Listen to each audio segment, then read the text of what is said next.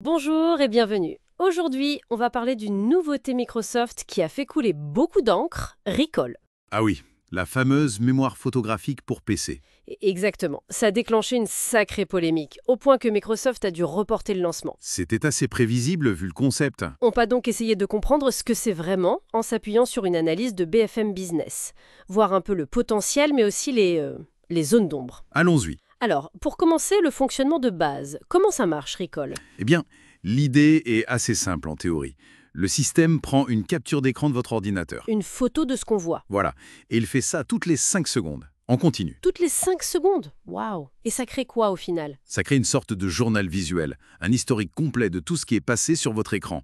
Et cet historique, il est consultable. D'accord. Et l'intérêt, c'est quoi alors? La promesse de Microsoft. La promesse, c'est de ne plus jamais rien perdre, de pouvoir retrouver n'importe quoi qu'on a vu ou fait sur son ordinateur. Ah oui, ça peut être pratique. T'as un exemple concret? Imagine, tu cherches cette recette de lasagne que tu avais vue passer sur un site web il y a 3 semaines. Tu t'en souviens vaguement. Oui, ça arrive tout le temps. Avec Recall, tu tapes juste lasagne dans la barre de recherche et hop, théoriquement, ça te ressort la capture d'écran du moment où tu regardais cette recette. Pas mal. Et pour le travail? Une présentation PowerPoint, par exemple? Exactement pareil. Tu assistes à une visio, une slide importante a été montrée, tu peux la retrouver facilement. Donc oui, le potentiel gain de productivité, il est là, surtout en entreprise. C'est assez bluffant comme idée. Mais techniquement, comment ça fonctionne en arrière-plan? Et c'est là, j'imagine, que les soucis commencent. C'est ça. Ce qui est fascinant et un peu flippant, c'est ce mécanisme capture constante, toutes les 5 secondes. Ces images sont ensuite analysées directement sur le PC. Ah, c'est traité localement. Pas envoyé dans le cloud. Oui, c'est un point important sur lequel Microsoft insiste. L'analyse se fait grâce à l'IA, qui tourne sur les nouvelles puces, les NPU, intégrées au PC récent. Cette IA indexe le contenu, texte et images. Pour rendre tout ça cherchable, en fait. Voilà, sans que les images brutes quittent l'ordi, en théorie. Mais le truc, c'est que ça enregistre tout. Absolument tout ce qui s'affiche. Même les infos sensibles. Oui. Un mot de passe que tu tapes, même s'il y a les petits points, la consultation de ton compte en banque, un email perso, des résultats médicaux, tout ça peut se retrouver dans l'historique Recall. Ouch. Là, je comprends mieux la polémique. Exactement. Les réactions ont été immédiates. Elon Musk a comparé ça à un épisode de Black Mirror, cette série. Oui, oui, je vois très bien. Pas très rassurant comme comparaison. Non. Et les experts en cybersécurité ont tout de suite alerté sur le danger. Imagine si un pirate, un malware, arrive à accéder à cette base de données Recall. Il aurait accès à toute la vie numérique de la personne, en images. Précisément.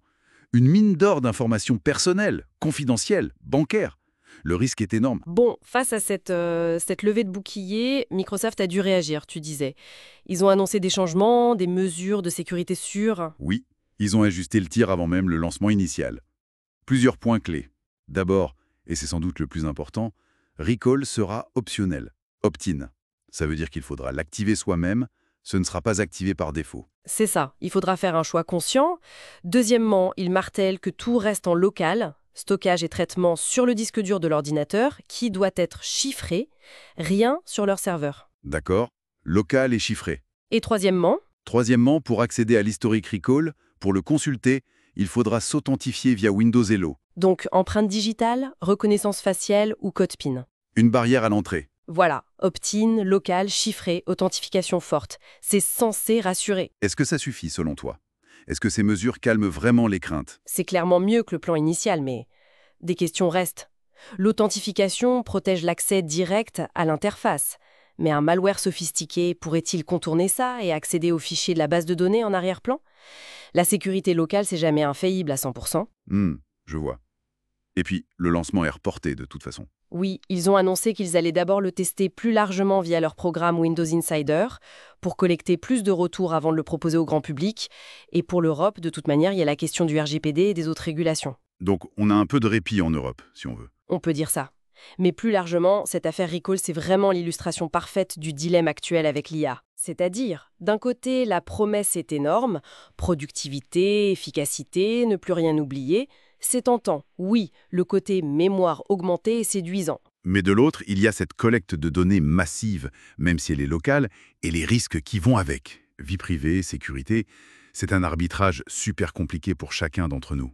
Et pour les entreprises aussi, j'imagine. Les DSI doivent s'arracher les cheveux. Ah bah oui, autoriser un outil comme ça sur les postes des employés, il faut peser le pour et le contre très sérieusement. C'est un vrai casse-tête organisationnel et sécuritaire. Donc, en résumé, Recall, c'est un outil potentiellement très puissant, une avancée technologique certaine, Indéniablement. mais qui nous met face à des questions fondamentales sur notre vie privée et la sécurité de nos données.